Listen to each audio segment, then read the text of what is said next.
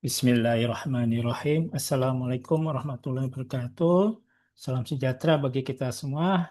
Sekali lagi, berkali-kali lagi kita harus mengucapkan puji syukur kepada Allah Subhanahu wa taala ya karena saya diberikan kesempatan sehat walafiat untuk sharing session ya kepada teman-teman semua ya praktisi MR ya di mana Anda berada. Nah, ini untuk sekian kalinya ya saya akan sharing terkait dengan risiko di perusahaan asuransi ya. Dan saat ini saya akan menjelaskan risiko di asuransi menurut 9 jenis risiko utamanya. Nah, ini dibahas masing-masing risiko karena risiko di 9 jenis risiko utama itu berbeda-beda ya sesuai dengan masing-masing risikonya. Jadi tidak bisa digeneralisir. Nah, ini izin ya perkenalan saya. Nah, ini materi-materi yang manajemen risiko GRC, BCMS, dan SMAP ISO 3701 versi 2016 yang sudah saya upload di konten YouTube. Bisa teman-teman lihat semua, bisa dipelajari sebagai salah satu referensi. Nah, ini ada 9 topik ya yang harus kita sepakati persepsinya ya untuk bagaimana cara mengelola risiko di perusahaan asuransi. Nah, ini ada 9 yang harus kita harus saya sharing kepada teman-teman semuanya ya berdasarkan kompetensi dan pengalaman saya selama 20 tahun di asuransi uh, kerugian. Dan topik nomor 1 sama nomor 4 itu sudah saya upload ya di YouTube. Nah, Bapak, Ibu, teman-teman semua bisa melihatnya. Nah, sekarang kita topik kelima, risiko menurut 9 jenis risiko. Dan ini akan di breakdown lagi menjadi beberapa series ya. Series pertama, kedua itu risiko pasar likuiditas sudah saya buat, nanti akan diupload di dalam konten YouTube. Dan sekarang series yang ketiga risiko kredit. Nah, ini bisa saya lalui karena sudah saya bahas di sebelumnya dan sudah diupload ya di YouTube. Nah, ini bahannya cukup banyak ya sehingga perlu dibuat berseri ya supaya Bapak Ibu tidak bosan dan terlalu lama melihat ya, supaya lebih ringan. Nah, ini yang sekarang ya pengelolaan risiko menurut 9 jenis risiko. Yang di sini ada 9 jenis risiko yang kita akan bahas bagaimana masing-masing cara ya mengelola risiko dari 9 jenis risiko ini.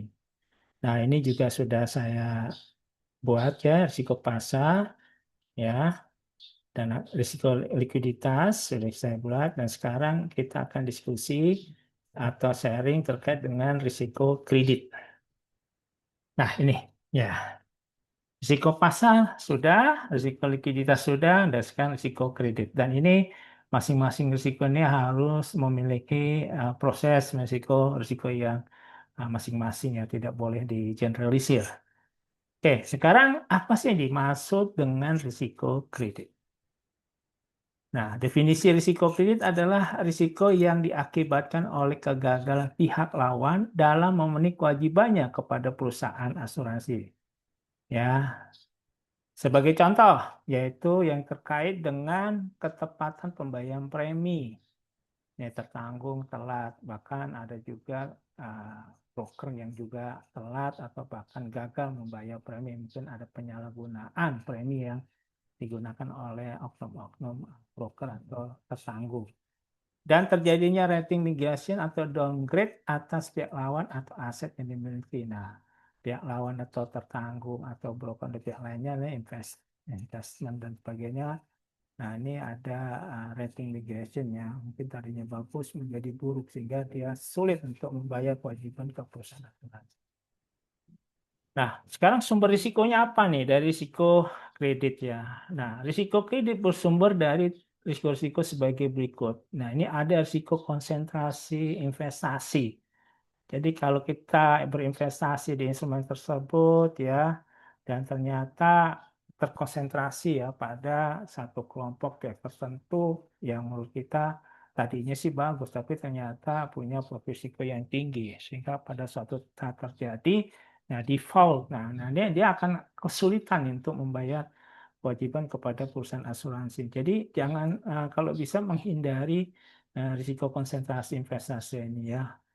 Ya, jadi di sini yang dimaksud dengan risiko konsentrasi adalah merupakan risiko yang timbul akibat dari terkonsentrasinya investasi pada pihak kelompok sektor industri atau wilayah geografis tertentu. Jadi jangan satu geografis. Kalau nah sekarang apalagi sekarang ada risiko geopolitik perang antar negara ya. Kalau kita misalnya fokusnya di negara Iran atau negara sekitar Iran yang terancam bahaya harus dampak dari risiko perang.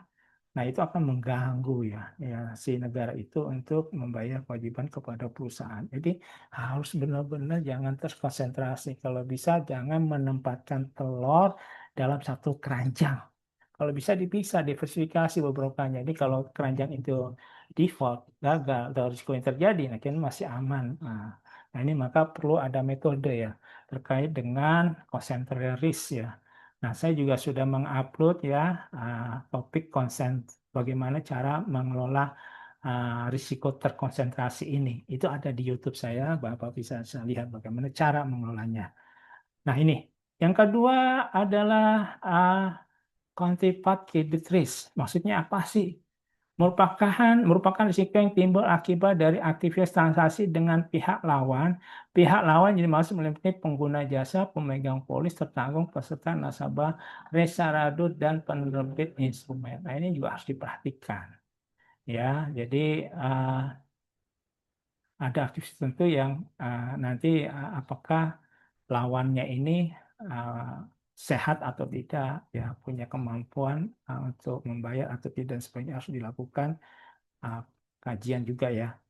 Nah, terus settlement risk merupakan kegagalan yang diakibatkan dari kegagalan pihak lain dalam menyerahkan kas ya instrumen keuangan sesuai dengan kesepakatan pada tanggal penyelesaian settlement date. Settlement risk ini juga terjadi akibat gagal serah nasabah kelembagaan dan gagal serah perusahaan F. Nah, ini hati-hati ya. Jadi kita harus melakukan identifikasi risiko ini ya dan bagaimana memitigasinya jangan sampai telat ya.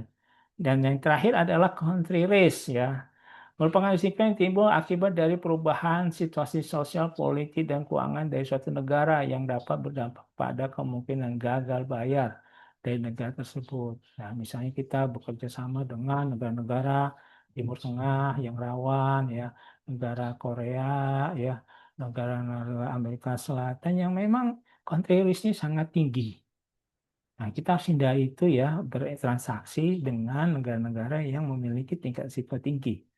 Nah, maka harus dilakukan kajian-kajian risiko sebelum kita menempatkan atau melakukan transaksi dengan negara-negara yang berisiko tinggi tersebut. Oke, lanjut. Nah, bagaimana melakukan proses risiko ya terhadap risiko kredit ini? Dalam melakukan proses mengukur risiko kredit, perusahaan menggunakan indikator berupa risiko dari pengelolaan piutang, nah, konsentrasi, penempatan investasi, dan rating pihak lawan. Nah, rating itu bisa melihat nih seberapa sehat ya lawan atau mitra bisnis kita. Ini harus jelas ya supaya kita aman gitu ya dari risiko-risiko yang nanti membuat lawan itu tidak tidak bisa sustain ya. Metode pengukuran yang digunakan adalah sebagai berikutnya. Probability of default. Maksudnya apa sih? Probability of default merupakan kemungkinan pihak lawan tidak dapat memenuhi kewajiban terhadap perusahaan. Ya, probability of default digunakan untuk mengevaluasi kualitas pihak lain seperti dalamnya pengukuran counterparty risk dan settlement risk. Nah, di sini ketentuan perhitungannya untuk PD adalah menggunakan data eksternal, data PD histori ini berdasarkan rating. Nah, ini rating perlu ya, faktor makroekonomi untuk menilai korelasi antara aset dengan PD historis ini. Teman-teman atau mitra usaha kita ini ya gimana nih? Apakah memiliki kemampuan nggak repayment capacity ya atau tidak? Nah, ini berdasarkan data-data historis. Perhitungan menghasilkan proyeksi kemungkinan gagal bayar pihak lawan dalam waktu yang ditentukan. Nah, jadi dilakukan proyeksi. Perusahaan melakukan pemantauan atas hasil perhitungan PD untuk memastikan nilai masih dapat diterima dan melakukan penyesuaian atas portofolio yang ada apabila ditemukan penyimpangan. Nah, ini ya, jadi perlu kajian. Jadi jangan asal aja kita bermitra ya. Asal aja kita melakukan investasi ya, semua harus berdasarkan kajian risiko. Nah, kemudian metode kedua adalah Weighted Average Rating Factor atau WARF. Merupakan metode untuk mengukur risiko konsentrasi pada suatu portofolio termasuk yang terkait dengan risiko konsentrasi investasi atau country risk. Nah, ini ketentuan perhitungannya merupakan pembobotan atas rating pihak lawan atau aset dan perhitungan rata-rata tertimbang antara total exposure dengan dalam suatu portofolio dibandingkan dengan rating pihak lawan atau aset dalam portofolio yang dianalisis tersebut. Ya, perusahaan memastikan komposisi rating telah sesuai dengan limit atau kebijakan internal yang telah ditetapkan oleh perusahaan. Nah, ini jelas. Jadi intinya sih kita melakukan assessment deh ya kepada mitra kita, kepada lawan kita, ya dia punya refinement capacity yang cukup atau tidak, mempunyai dana yang cukup atau tidak untuk bisa membayar kewajiban kepada perusahaan. Ya, ini yang ketiga adalah stress testing. Nah, ini mengukur sensitivity analysis. Stress testing dilaksanakan untuk mengukur eksposur risiko kredit dalam kondisi yang tidak normal. Jadi perlu skenario terburuk, ya, the best, the worst, ya, moderat. Nah ini dan triggernya apa? Nah ini harus di stress dalam kondisi stres seperti apa dan bagaimana mitigasinya kalau kita dalam posisi the worst misalnya. Dilakukan stress testing ini. Jadi ujung-ujungnya nanti akan meminta action plan atau mitigasi ya kalau kita berhadapan dengan skenario terburuk. Aktivitas testing dilakukan secara rutin. Nah, rutin ini lihat kondisinya. Kalau bagus sih bisa bulanan, ya triwulan atau semesteran. Apalagi kalau kita masuk ke dalam era yang benar-benar disrupsi ya, era ketidakpastian, banyak gangguan. Nah, ini sering-sering dilakukan stress testingnya untuk melengkapi pengukuran eksposisi konkret secara keseluruhan. Nah, ini ketentuan perhitungannya menggunakan pendekatan sensitivity analysis yang mengukur pengaruh pergerakan suatu parameter terhadap portofolio yang dimiliki oleh perusahaan. Parameter ditetapkan untuk mengantisipasi potensi perubahan pada kondisi internal atau eksternal yang berdampak negatif pada kelangsungan bisnis perusahaan yang tercantum dalam rating mitigation. Nah, ini rating lembaga rating ini penting ya informasinya ya. Ya kita jangan salah milih ya, harus selektif. Kaji ulang atau asumsi dilakukan secara berkala nih, dikaji ulang nih karena kan lingkungan perubahan eksternal itu kan sangat dinamis ya, jadi harus dilakukan kaji-kaji ulang. Hasil sensitivity analysis digunakan untuk menetapkan langkah-langkah yang perlu diambil apabila terdapat pelampauan limit. Nah, ini dia. Jadi tiga ini ya. Jadi sekali sih intinya ya kita sebelum bermitra, sebelum menaruh investasi ya kita harus melakukan due diligence lah. Kalau ada mitra-mitra itu dengan sangat handal, sangat profesional ya, harus melakukan due diligence termasuk komitmen mereka untuk tidak melakukan fraud atau penyuapan gitu ya. Nah,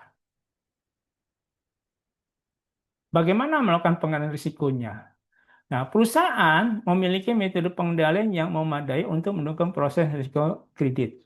Metode pengendalian risiko kredit yang diterapkan oleh perusahaan adalah sebagai berikut, di mana langkah-langkah pengendalian risiko tersebut sekurang-kurangnya dilakukan 1 tahun sekali. Nah, karena ya memang lingkungan eksternal sangat volatile ya, jadi disrupsinya sangat kenceng ya, jadi harus rutin ya. Nah, ini adalah langkah-langkahnya adalah satu, melakukan analisis konsentrasi investasi. Ini kita jangan sampai menempatkan investasi dalam jumlah besar, portofolio besar dalam satu kelompok investasi aja atau daerah saja, satu kelompok negara saja. Harus dipecah-pecah, jangan sampai menambahkan seluruh telur dalam satu keranjang. Jadi kalau keranjangnya hancur, ya telurnya hancur semua. Jadi kita harus melakukan diversifikasi keranjang telur ya dengan melihat mana yang risiko tinggi, sedang dan sebagainya. Nah, kedua menetapkan langkah mitigasinya.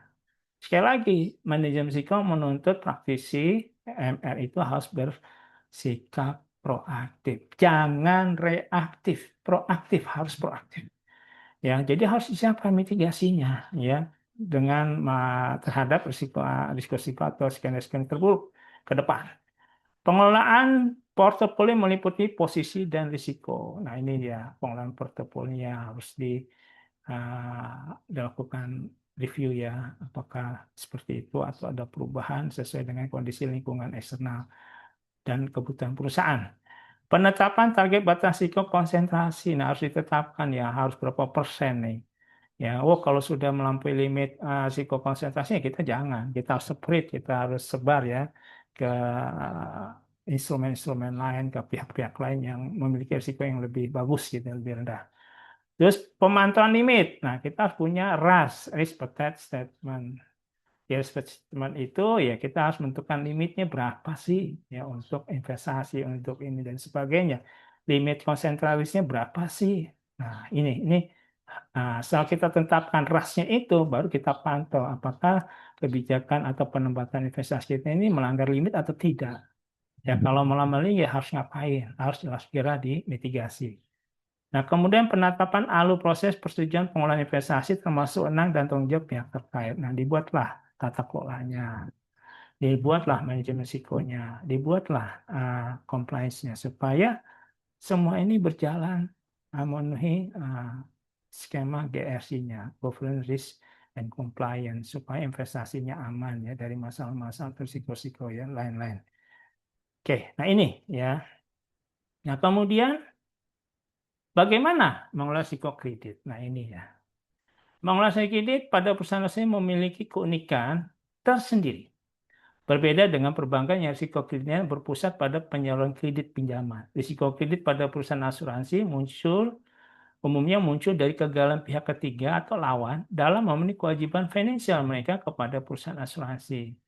Yang tadi ya bisa bicara tentang investasi, premi, subrogasi, ya, atau bentuk lainnya.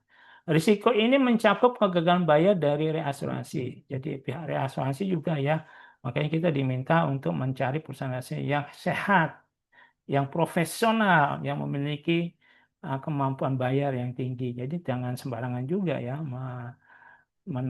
melakukan risk transfer ke perusahaan asuransi yang tidak sehat atau kurang sehat.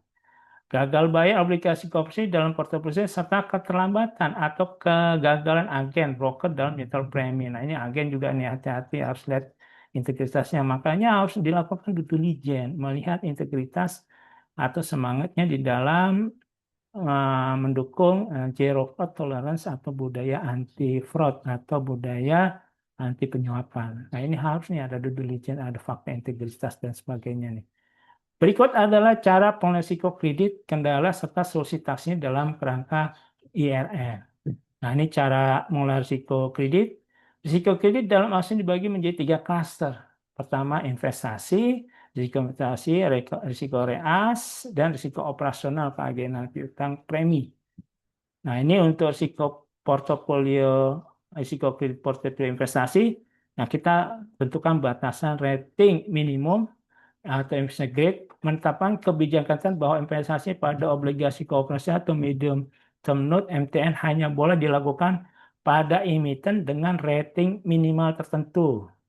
Jadi ada persyaratan, harus ada due diligence. Ya, jangan sungkan-sungkan, harus melakukan due diligence. Misalnya dengan menggunakan rating AA ya dari Pepindo dan sebagainya yang bisa dipercaya perusahaan ratingnya. Kemudian melakukan diversifikasi batas emiten, single counterparty limit, membatasi ekspor emiten pada satu kelompok usaha atau satu emiten untuk menghindari risiko konsentrasi. Nah, konsentrasi risiko ini penting ya, jangan sampai kita menempatkan portofolio sebagian besar ke satu kelompok atau dua kelompok tertentu. Nah, ini masalah bagaimana mengolah konsentrasi risk, sudah juga materinya sudah saya upload di konten di YouTube. Nah, Bapak Ibu teman-teman bisa lihat ya. Oke, lanjut. Risiko kredit dari reasuransi. Nah, ini ya. Jadi penyusunan approved list of risk insurer ya. Hanya menemukan reasuransi pada perusahaan asuransi yang termasuk dalam daftar disetujui oleh Komite Risiko berdasarkan kekuatan permodalan RBC dan rating ya, kredit rating internasional domestik. Jadi jangan sembarangan nih. Kita memilih perusahaan reasuransi untuk risk transferring kita. Ya, dan itu harus dibahas di dalam komite risiko ya. Kemudian pemantauan eksekusi berjalan, menghitung akumulasi nilai klaim yang sedang ditagihkan, reinsurance yang recoverable, kepada satu resado agar tidak melampaui batas toleransi risiko perusahaan. Ini jelas ya. Yang C, risiko kredit piutang premi, premium receivable. Penerapan kebijakan cash before cover, CBC, kebijakan di mana pertanggungan asuransi baru berlaku efektif setelah premi dibayar lunas. Nah, ini juga berlaku mendukung no premi no claim ya. Jadi Anda kalau mau ya premi bayar dulu. Jadi tidak ada installment ya. Harus carry over ya, langsung cashnya langsung masuk, premi masuk baru apa namanya liability itu akan berjalan. Ada sistem aging schedule umur piutang. Nah, dipantau nih. Memantau piutang premi dari broker atau agen secara ketat dengan batas kedosnya yang penagih yang jelas, misal maksimal 60 hari atau lebih pendek lagi. Jadi dipantau nih, monitor nih, mana agen atau broker yang punya piutang premi yang cukup panjang nih. Kalau bisa nanti menjadi persyaratan tuh ya, jangan sampai kita bekerjasama dengan agen atau broker yang memang memiliki piutang premi yang panjang. Ya, kita khawatir kalau panjang itu ya dari sisi perusahaan juga akan rugi dan juga ada khawatir risiko premi itu tidak bisa ditagih ya karena ada kasus-kasus fraud atau dan sebagainya. Nah, ini ya harus diperhatikan ya. Jadi kalau bisa ya cash and carry ya atau no premi no claim ya itu yang harus kita jaga ya jangan sampai melanggar itu. Oke. Nah, kendalanya apa dalam pengelolaan risiko kredit? Dalam operasionalnya, risiko seringkali menghadapi benturan kepentingan sebagai berikut. Nah, ini kendalanya. Ada keterbatasan kapasitas pasar reasuransi domestik. Nah, ini dia. Untuk memiliki risiko klaim besar, asuransi wajib melakukan reasuransi. Namun, kapasitas asuransi domestik terbatas dan tidak semua asuransi London memiliki rating kredit yang sangat tinggi. Di sisi lain, menempatkan ke luar negeri dibatasi oleh regulasi optimalisasi kapasitas domestik. Nah, makanya sekarang isu bahwa perusahaan area asuransi mau di merger, digabung gitu ya, dalam rangka tujuannya adalah untuk meningkatkan kapasitas ya supaya kapasitas yang satu bisa menampung seluruh risiko yang ditransfer dari perusahaan asuransi. Nah, mudah-mudahan berhasil ya dan berjalan sesuai dengan yang direncanakan. Ada tekanan yield investasi nih. Obligasi dengan rating kredit rendah, ya high yield bond, menawarkan kupon yang sangat menarik. Tim investasi seringkali tergiur mengambil obligasi berisiko ini demi mengejar target probabilitas, ya, profitabilitas.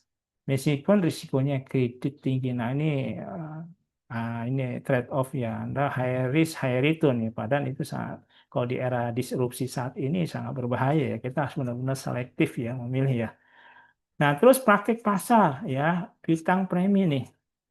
Meskipun ada regulasi cash before cover dalam realitas bisnis, terutama pada asuransi korporasi skala besar lewat broker, broker seringkali meminta kelonggaran untuk pembayaran kredit hingga 60-90%. Ya, nah ini menolak hal ini bisa membuat perusahaan kehilangan nasabah. Nah ini dia. Jadi bargaining position asuransi juga harus tinggi ya, harus bisa sejajar. Kalau bisa sejajar. Jadi bisa menolak atau melakukan negosiasi yang saling menguntungkan. Jangan hanya menguntungkan broker. Jadi kalau piutang premi itu dapat dibayar dalam waktu 6-10 hari, nah saya kira ini harus menjadi pertimbangan perusahaan apakah itu merugikan atau tidak. Nah ini perlu ada negosiasi yang ketat, yang win-win solution ya antara perusahaan asuransi dengan agen atau broker. Nah terus efek domino kebangkrutan korporasi. Risiko kredit asuransi sangat sensitif terhadap kondisi makroekonomi. Jika terjadi resesi ekonomi, risiko gagal bayar obligasi korporasi dan kegagalan broker menyetor premi akan meningkat secara serentak. Nah ini yang kendalanya ya, apalagi sekarang ini banyak isu-isu akan terjadi krisis ekonomi, dimulai dengan adanya risiko geopolitik, ya gangguan-gangguan, banyak bencana alam, ya dan sebagainya. Nah ini yang bisa menimbulkan atau mendorong terjadinya risiko ekonomi yang bisa menciptakan kebangkrutan kooperasi secara nasional atau secara parsial ya. Nah, ini saya kira kendala-kendalanya. Nah, sekarang bagaimana solusi strategis dan taktisnya? Untuk mengatasi kendala di atas, berikut adalah solusi terintegrasi yang dapat diterapkan. Solusi pertama, penggunaan skema kolateral atau LOC. Jika perusahaan terpaksa menggunakan rasio dengan rating yang kurang optimal karena keterbatasan kapasitas pasar atau alasan komersial, manajemen risiko dapat meminta jaminan tambahan. Ya, taktiknya menerapkan skema fund withheld, ya, menahan sebagian premi asuransi sebagai cadangan klaim, atau meminta reserade menyediakan LOC dari bank papan atas sebagai jaminan jika mereka gagal bayar saat klaim terjadi. Jadi diupayakanlah supaya kita bisa mendapatkan jaminan yang lebih baik yang tidak merugikan perusahaan. Yang kedua, implementasi kredit derivatif dan evaluasi kredit internal. Jangan hanya mengandalkan rating dari lembaga pemilikan pihak ketiga yang terkadang terlambat memperbarui status, ada lagging indikator. Tim risiko harus memiliki fungsi analisis kredit internal yang secara mandiri memantau rasio keuangan emiten obligasi ya. Nah ini, atau seperti debt to equity ratio dan interest coverage ratio secara berkala. Nah makanya ya, untuk menerapkan risiko secara efektif memang harus didukung dengan sumber daya manusia yang cukup memadai, bukan lihat dari sisi kualitas tapi juga kuantitas. Ya, banyak semua regulator kayak OJK dan sebagainya memang ya telah mewajibkan, memandatorikan jika perusahaan ingin menjalankan atau menerapkan risiko harus didukung dengan sumber daya manusia yang memadai. Ya, kalau orang yang nggak ada, ya bagaimana kita bisa berbagi tugas dengan tugas-tugas yang sangat luas ini? Ya, kalau di dunia asuransi itu sangat, yang saya pantau sangat prihatin ya. Tuntutan untuk pengelolaan risiko sangat besar, namun ya sumber dayanya kurang diperhatikan oleh ya, BOD atau BIC. Nah, ini perlu harusnya OJK menegur langsung nih perusahaan-perusahaan yang memang memiliki sumber daya manusia yang terbatas, manusia. Padahal kita tahu bahwa risiko perusahaan asuransi itu kan cukup besar, lebih tinggi dari perbankan. Ya, ini harusnya OJK menegur langsung ya para pengurus perusahaan asuransi ini untuk bisa menyediakan sumber daya manusia yang memadai, yang berkualitas dan sesuai dengan jumlahnya. Nah ini yang ketiga, ya, otomisasi sistem cancellation policy, ketegasan tata kelolanya. Untuk mengatasi kendala piutang premi dari broker atau agen tanpa merusak hubungan bisnis, taktiknya adalah mengintegrasi sistem IT inti core insurance system dengan fungsi pengingat otomatis, ya, notifikasi otomatis jika premi tidak disetorkan oleh broker melewati batas kredit firm di hari ke-60, sistem akan secara otomatis menerbitkan surat peringatan dan pada hari ke-90 akan berstatus batal demi hukum, ya, secara otomatis. Ini menghilangkan intervensi manual atau seperti komersial. Nah ini yang saya lihat di perusahaan asuransi masih banyak yang tidak memiliki sistem yang cancellation policy ini ya. Ya semua manual, apalagi kalau polisinya ribuan ya. Ini monitoring juga ribet ya, monitoring review polisi juga mungkin tidak akan efektif sehingga banyak yang kebablasan. Nah, ini yang saya kira sistem ini sangat harus dibangun oleh suatu perusahaan asuransi untuk memberikan notifikasi atau pengendalian risiko ini. Ya. Yang keempat, diversifikasi lini bisnis dan penggantian piutang dengan koperasi fintech misalnya.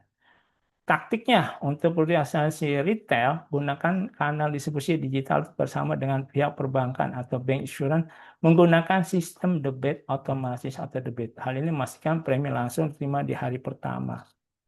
Nah ini ya kalau memang kita bekerjasama dengan perbankan atau bank insurance. Nah saya kira demikian ya pembahasan saya mengenai pengelolaan risiko untuk risiko kredit. Nanti akan kita lanjutkan untuk series yang ke-D, itu risiko asuransi. Mohon undur, semoga bermanfaat. Mohon maaf jika ada yang kurang berkenan atau kurang jelas. Terima kasih. Wassalamualaikum warahmatullahi wabarakatuh.